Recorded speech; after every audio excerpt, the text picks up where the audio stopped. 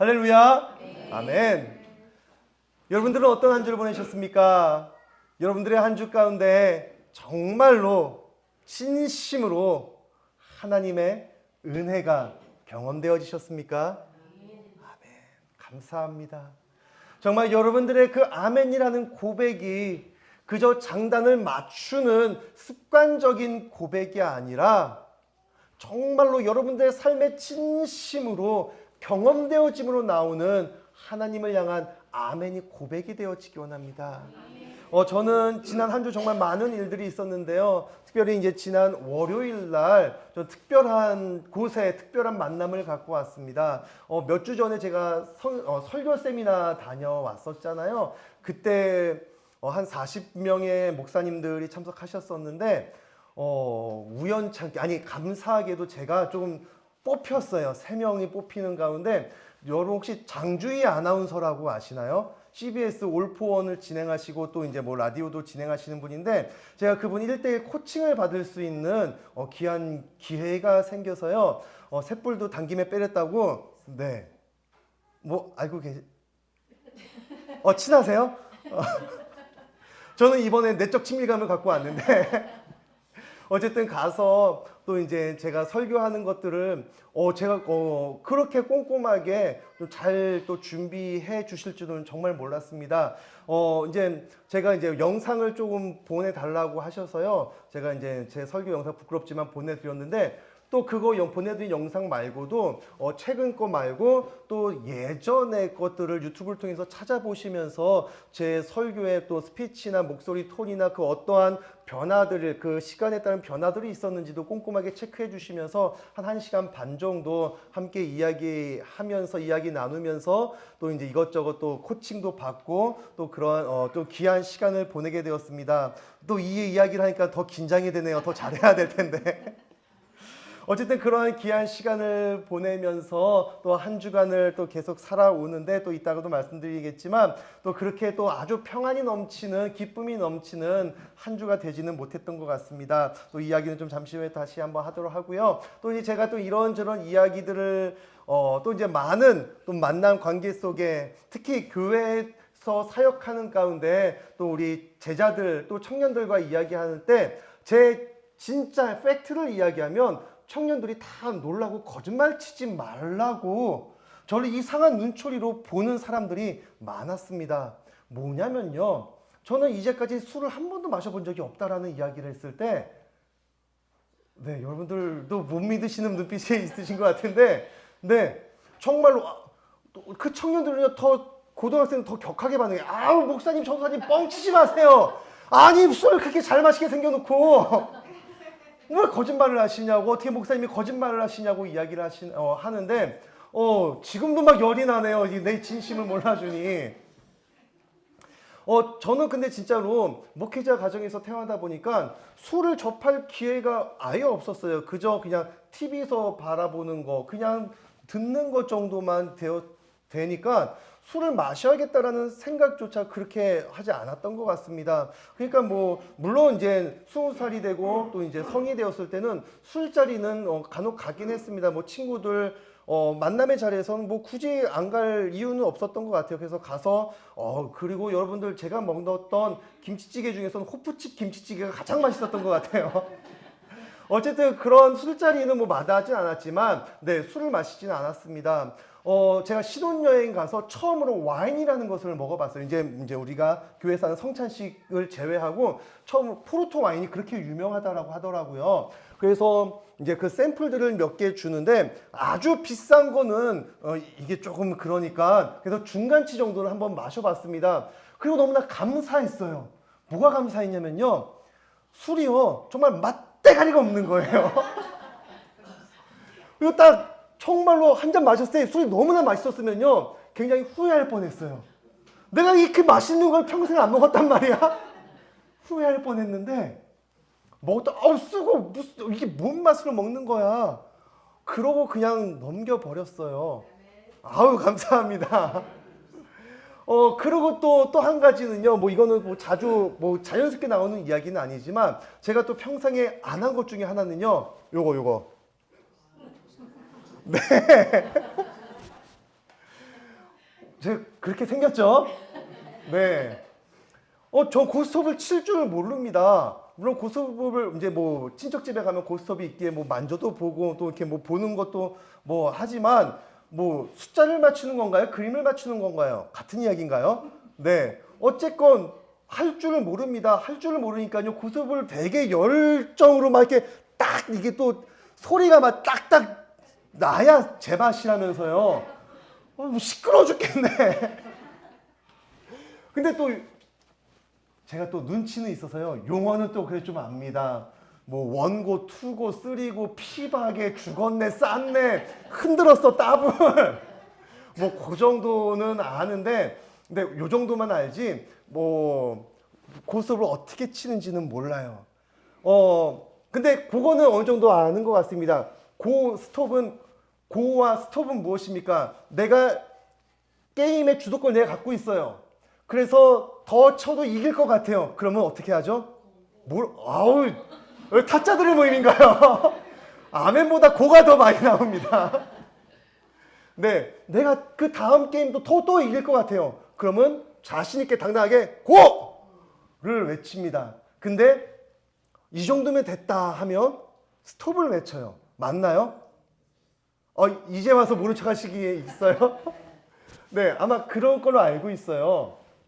자, 그렇게 해서 뭐 이런 것처럼 상황 속에서 뭐 몇 점을 해서 뭐 이렇게 따고 뭐 꿀밤을 맞고 뭐 얼마를 따고 그러한 게임들. 물론 뭐 치매 예방에도 좋다고 합니다. 여러분들 제가 뭐 강단에서 고스톱을 얘기했기 때문에 이제 고스톱은 다 쳤다가 아니라 그냥 레저로 즐겁게 즐거운 마음으로 치시되 그거에 너무 빠지지 마세요. 네, 주님의 말씀에 빠지셔야지 세상의 것에 빠지시면 안 된다라는 것이에요. 어찌 됐건 뭐 고스톱을 뭐 장려하거나 뭐 금하기 위해서 하는 얘기는 아니고요. 근데 우리의 인생도 어찌 보면 이러하지 않을까 싶다라는 생각이 들어요. 어떠한 인생일까요?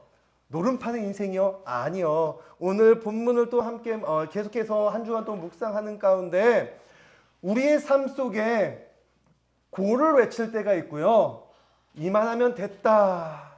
스톱을 외칠 때가 있지 않나라는 생각을 해보게 되어집니다.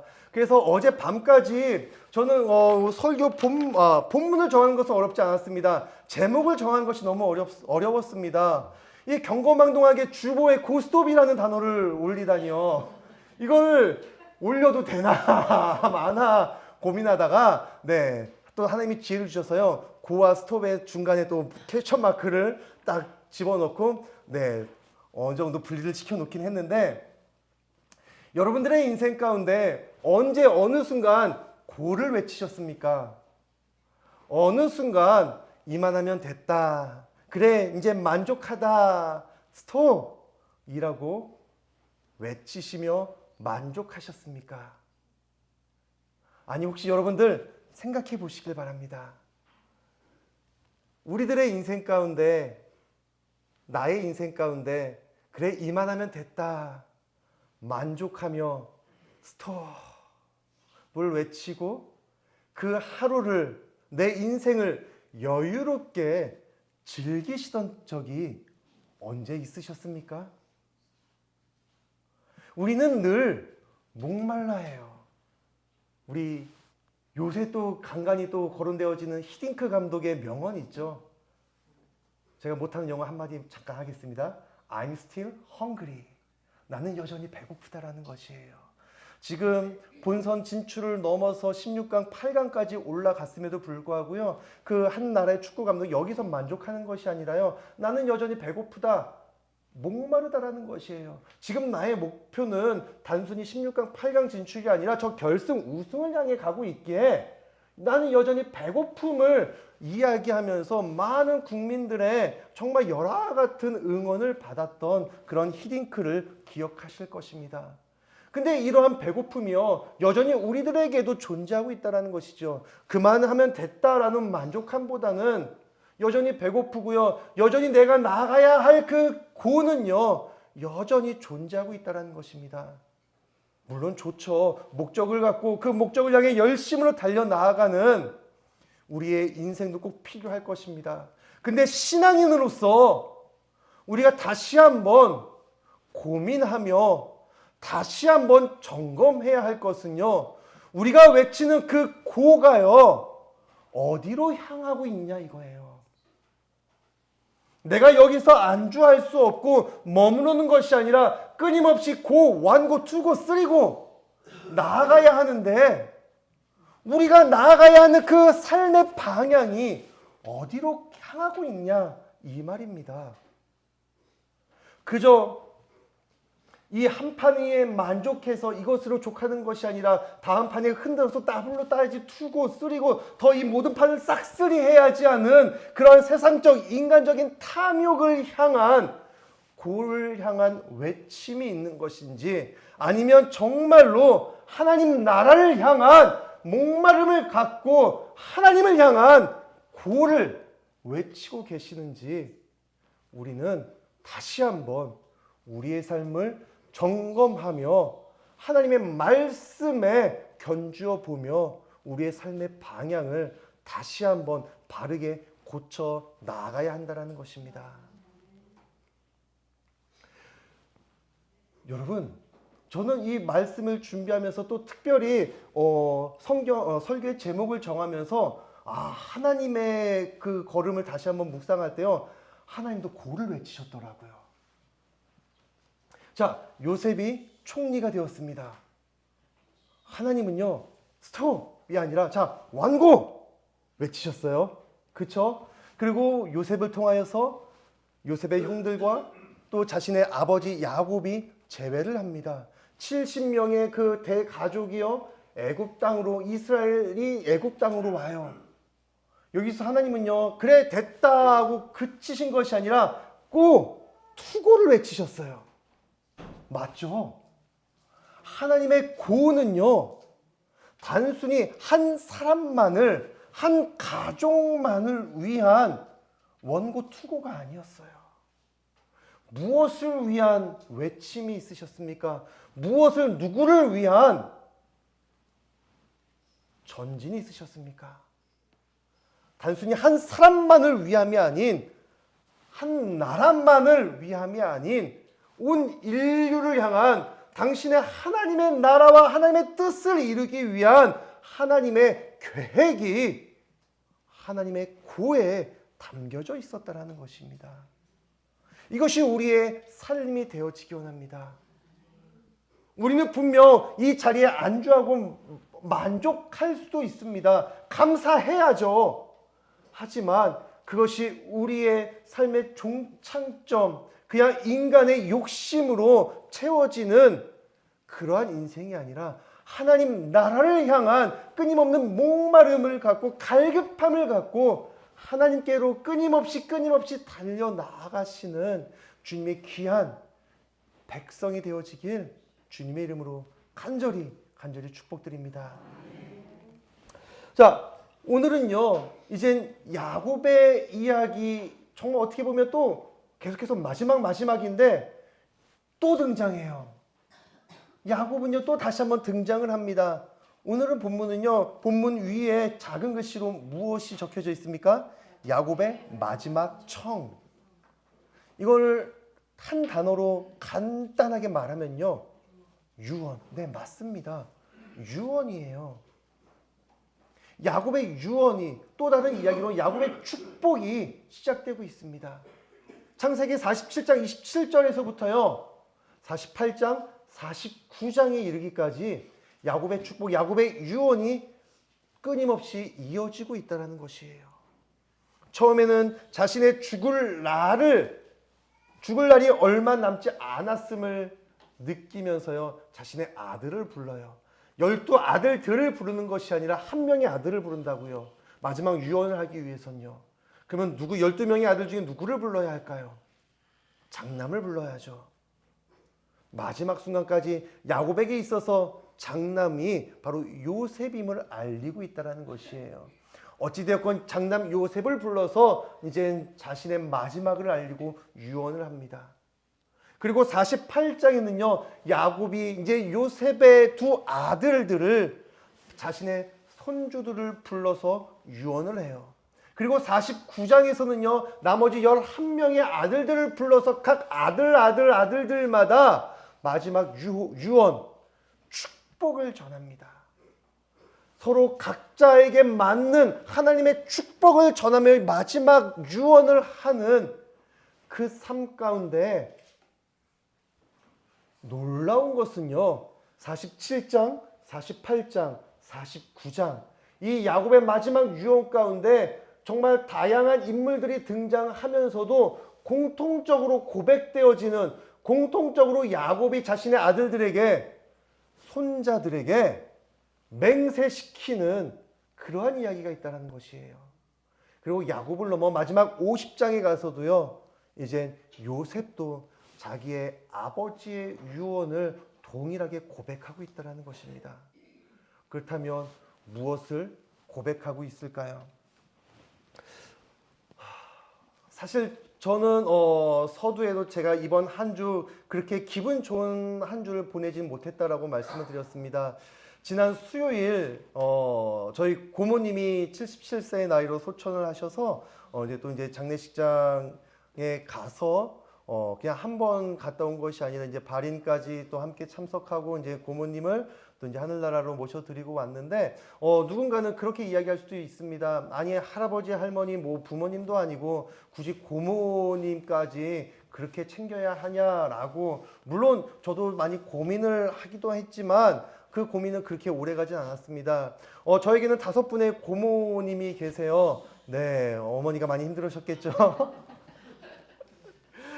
그래도 저는 많은 사랑을 받았습니다. 또 이제 그 이남 이제 외가나 친가나 이제 다 이남 오녀세요. 근데 이제 친가 쪽에서는 또 이제 제가 유일한 아들이었는데, 이제 제 띠동갑 때는 이제 남동생이 또 이제 큰아버지가 이제 또 나셔서 이제 저는 좀 약간 찬밥 신세가 되긴 했었는데 어찌되었건 이제 초등학교 때까지는 이제 집안의 장손이 저였기 때문에 많은 사랑을 받으며, 동생의 이야기로는 그렇게 많은 편애를 받았노라고 그렇게 울분을 토하기도 하였지만, 자, 어찌되었건 그런 많은 사랑을 받았습니다. 근데 다른 고모들의 사랑도 많이 받았지만, 특별히 이제 저는 중동 고모라고 하거든요. 저기 중동 지역에 사시는 것이 아니라 부천 중동에 사세요. 네, 그래서 그냥 이제 중동 고모라고는 이야기하는데, 저희 고모는 역시 목회자이십니다. 목사님이십니다. 그리고 뭐 교회 사역보다는 조금 말씀 사역, 또 이제 은사 사역을 좀 주로 하셨습니다.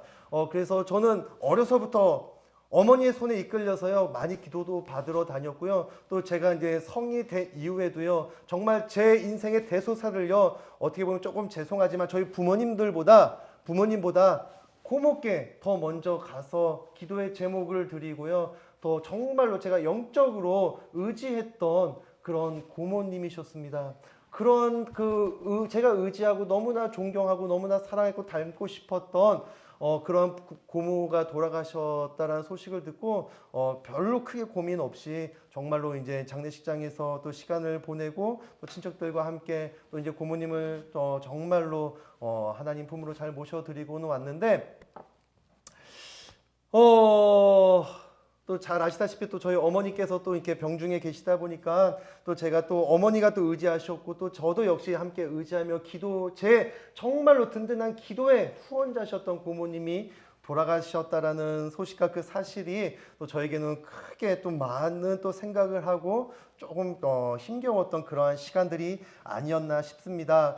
근데 고모 이제 이번 주 수요일 날 돌아가셨는데, 이제 지난주에 이제 암으로 이제 돌아가셨어요. 이제 암 투병을 하시다가 이제 수술을 하시고 항암 치료를 받으시다가 조금 맞지 않으셔서 이제 항암제를 바꾸시는데, 이 바꾼 항암제가 오히려 더 독이 되었던 것 같습니다. 그래서 갑자기 또 상황이 더 안 좋아지셔서 급하게 호스피스 병동으로 옮기셨고요. 그 소식을 듣고 저도 이제 와이프와 함께 또 이제 찾아뵙고 또 이제 문안을 드렸는데, 그때 또 이제 고모님께서 마지막 이제 가겠다고 인사했을 때 마지막으로 뭐라고 한 1분 정도 이야기를 하셨어요.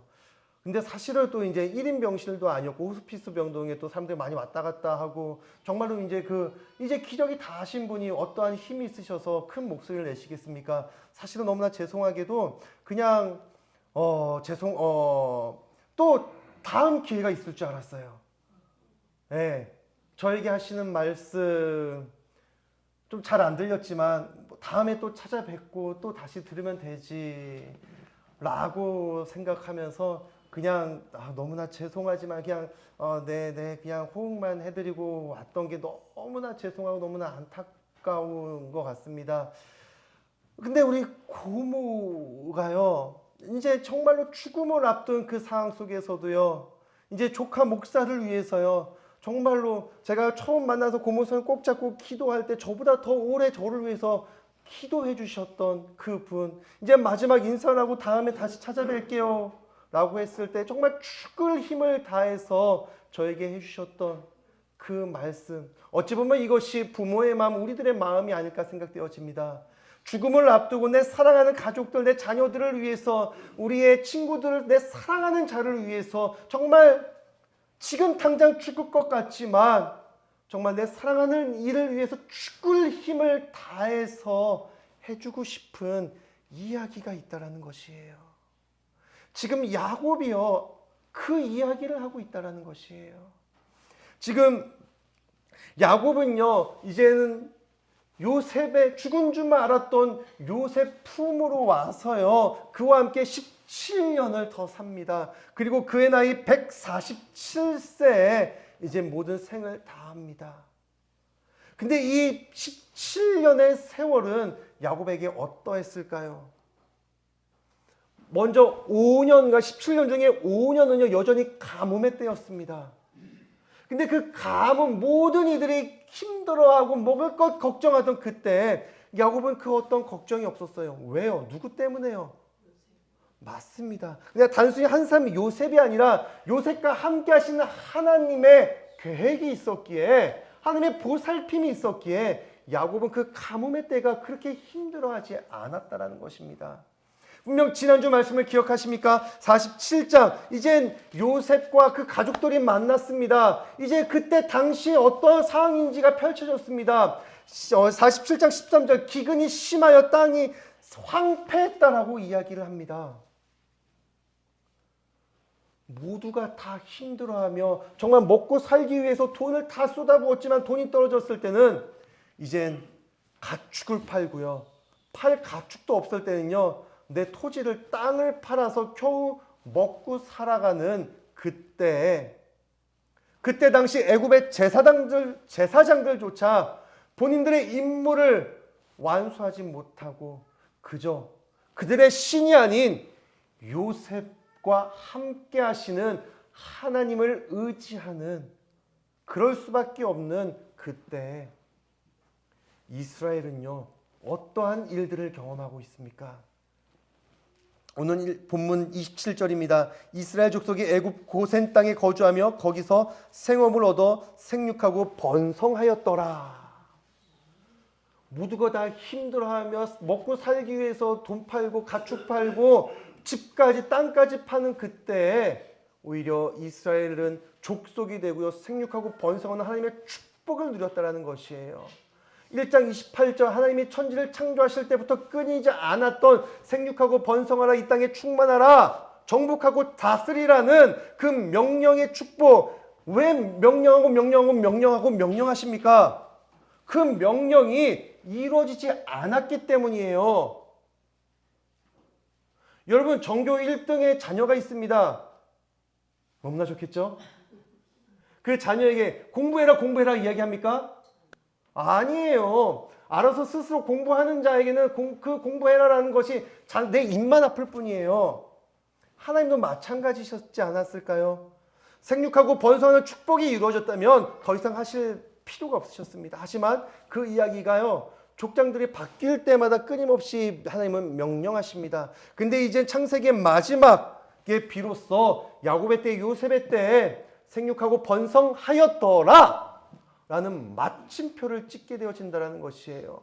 처음 17년 전에 몇 명이 애굽 땅으로 건너왔습니까? 70명이 건너왔습니다. 뭐 남녀노소를 따지지 않고 그냥 1+1으로 해서 단순히 그 70명의 인원이 한 명의 자식들 낳아서 140명이 17년 동안 140명이 되었다고, 생육하고 번성하였다 라고 할 수 있을까요?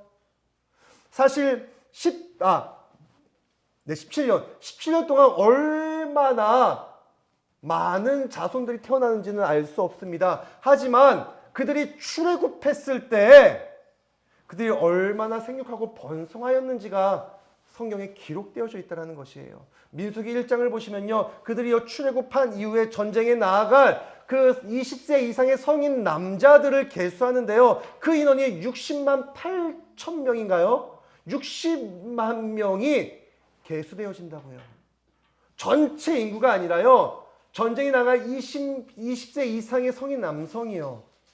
그 이야기는요, 결혼을 한 가장이라고 또 가정해 볼 수가 있을 것입니다.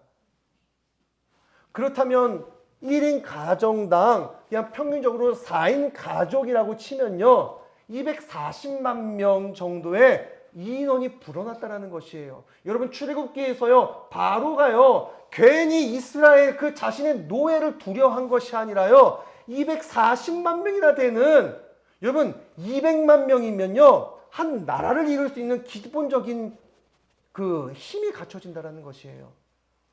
여기 2024년 기준으로 세계 인구 1위가 어딘지 아세요? 인도예요. 몇천 명 차이로 이제 중국이 2위고요. 14억만 명이래요.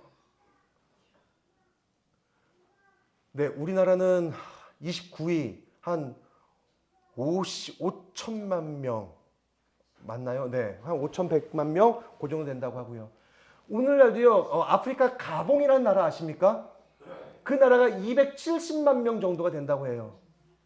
네, 조금 생소하시죠? 여러분, 유럽의 슬로베니아라는 나라 아시죠?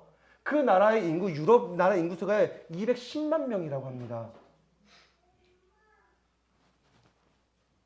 여러분, 좀 더 친숙한 나라를 될까요? 여러분, 카타르 월드컵 기억하시죠? 카타르, 중동의 카타르는요 280만 명 정도인가요? 여러분, 240만 명이 어느 정도의 위력인지 아시겠습니까? 바로 왕이요, 단순히 그냥 두려워한 것이 아니라요, 물론 나중에 또 출애굽기를 또 설교할 때도 다시 한번 말씀드리겠지만, 어찌되었건 인원이요 장난 아니, 정말로 한 사람 이스라엘에서 이스라엘 족속이 자손이 되어졌다는 것이에요. 하나님의 축복, 생육하고 번성하고 이 땅에 충만하라는 하나님의 축복이 이루어졌다는 것입니다. 자, 그러한 상황 속에서 야곱은 이제 자신이 목숨이 이제 죽음이 가까운 날을 느끼고요, 이제 부릅니다. 근데 이제 그 요셉에게, 또 요셉의 아들, 자신의 손자 2명에게, 그리고 그 다음 장에는 자신의 나머지 11명의 아들들에게 축복을 하는데, 서로 각자에게 맞는 축복, 상황과 맞는 그 축복을 하면서도 47, 48, 49장에 동일하게 고백되어지는 것들, 동일하게 맹세시키는 것이 있다는 것입니다. 자, 오늘 본문 다시 한번 보도록 하겠습니다. 47장 30절입니다. 내가 조상들과 함께 눕거든 너는 나를 애굽에서 메어다가 조상의 묘지에 장사하라. 요셉이 이르되 내가 아버지의 말씀대로 행하리라. 자신의 죽음 앞에 무엇을 맹세시킵니까? 애굽 땅, 내가 평생 도망자의 삶을 살았고요. 그리고 또 한평생 내 사랑하는 아내와 아들을 잃는 슬픔 가운데 살았던 그 삶을 뒤로 하고요. 자신의 마지막 17년의 인생은 정말 행복이 가득한 그러한 삶이 아니었을까요? 그러한 기쁜 추억이 있는 그 땅, 애굽 땅. 오늘날 좀 많이 좀 그 사람들 인식이 좀 달라졌지만, 한 20년, 30년, 한 1980년, 90년 전까지만 해도 어떠한 단어가 있었죠? 아메리칸 드림. 네.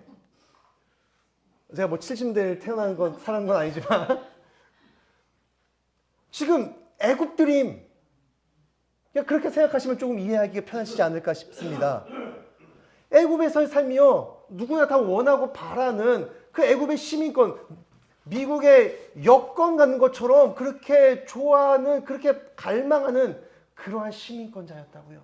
근데 야곱 마지막에요, 나를 모두가 꿈꾸는 이 땅에 매장시키는 것이 아니라 뭐라고 이야기를 하고 있습니까? 조상의 묘지에 장사하라고 이야기를 하고 있어요. 자, 48장을 또 보실까요? 21절, 22절입니다. 이스라엘이 요셉에게 또 이르되 나는 죽으나 하나님이 너희와 함께 계시사 너희를 인도하여 너희 조상의 땅으로 돌아가게 하시려니와 내가 내게 내 형제보다 세겜 땅을 더 주었나니 이는 내가 내 칼과 활로 아모리 족속의 손에서 빼앗은 것이니라. 48장은 어떤 내용이라고요? 두 손자를 축복하는 내용입니다. 근데 그 두 손자를 축복하고 마지막 마무리를 또 무엇을 맹세시킵니까? 이스라엘이 요셉에게 이르되 나는 죽으나 나의 죽음이 이곳에 끝나는 것이 아니라 너희들의 삶이 이곳이 아니라 너희들이 다시 나가야 할 곳, 돌아가야 할 곳이 있다라는 것을 다시 한번 알려주고 있다라는 것이에요. 49장은 또 나머지 11명의 아들들을 향한 축복입니다. 이건 다 함께 좀 읽어볼까요? 49장 29절에서 33절입니다. 자, 다 함께 읽겠습니다. 49장 29절에서 33절 시작. 그가 그들에게 명하여 이르되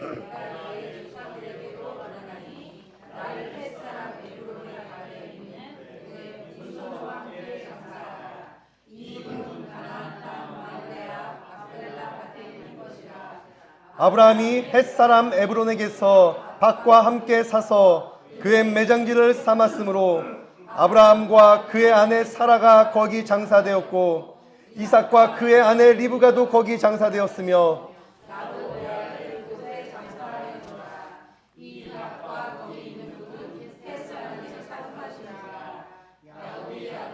명하기를 마치고 그 발을 침상에 모으고 숨을 거두니 그의 백성에게로 돌아갔더라. 아멘.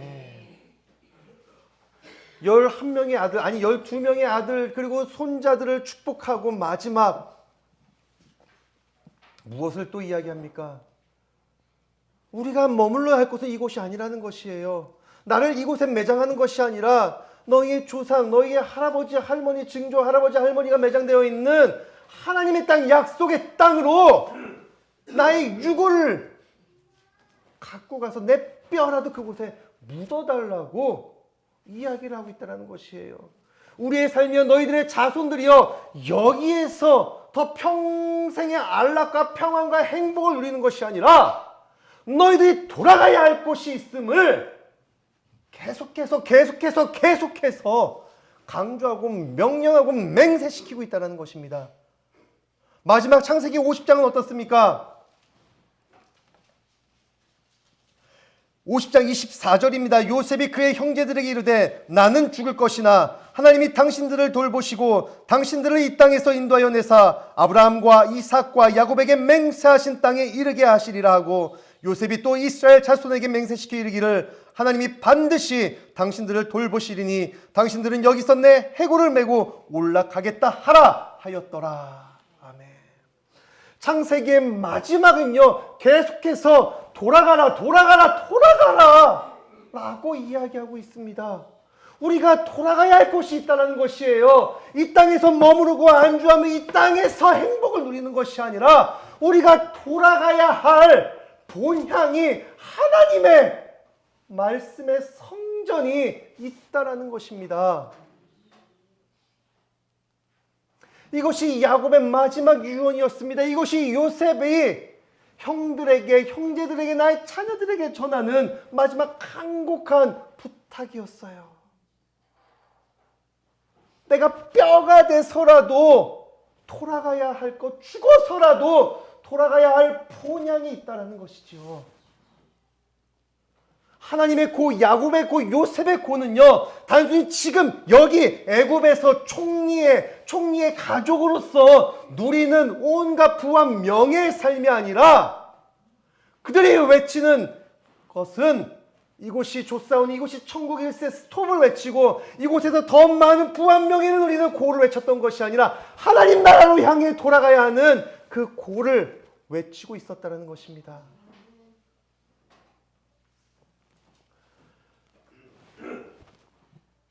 지난 추석 때도 저희 고모를 또 한번 다시 찾아뵀었습니다. 그때 고모님께서 이런 이야기를 하셨어요. 기도하는데 하나님께서 밝은 빛을 보여주시지 않으신다라는 것이에요. 이제 어느 정도 죽음을 예상하셨던 것 같습니다. 그러면서 당신은 이런 기도를 하신다라고 이야기를 해요. 나의 죽음이 하나님의 영광을 가리지 않게 해달라고 난 여전히 기도한다고요. 여러분들은 뭐 기도의 능력, 뭐 신비주의라고 이야기하시고 또 안 믿는 사람들도, 경계하는 사람들도 있습니다. 뭐 지금 제가 그것을 믿고 뭐 말고 그 이야기를 하는 것은 아니지만 저희 고모는 정말 평생에 기도로서 사람을 살리시고 생명을 살리시는 일에 정말 헌신하신 분이에요. 근데 어떤 사람들은요, 그렇게 비아냥거릴 수도 있어요. 아니, 수많은 사람들 기도로 살렸다면서 어떻게 자신의 암조차 치료하지 못하냐라고 이야기할 수도 있다는 것입니다. 그러면서 어떤 사람들은요, 자신의 그런 능력이 있다면요, 나를 살리는 그러한 기도로 그러한 능력을 나를 위해 쓸 수도 있다는 것이에요.